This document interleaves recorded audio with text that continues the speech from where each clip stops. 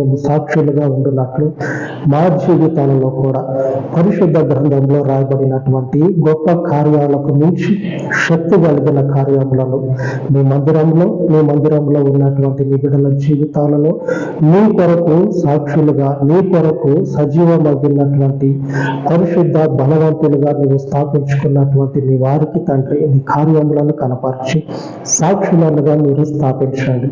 ఎందుకంటే ఈ సాక్ష్యము పుస్తకాలలో చదువుకున్నది కాదు, పవిత్ర గ్రంథంలో మించినటువంటి గొప్ప కార్యాలను మా జీవితాల్లో జరిపించి మీకు సాక్షిగా మమ్ములను మీ మందిరాన్ని నిలువబెట్టుకొనమని మీ ఘనమైన నామమునకు ఈ మనవులు ప్రతిష్ఠించి యేసు నామమున వేడుకొనుచున్నాను తండ్రి.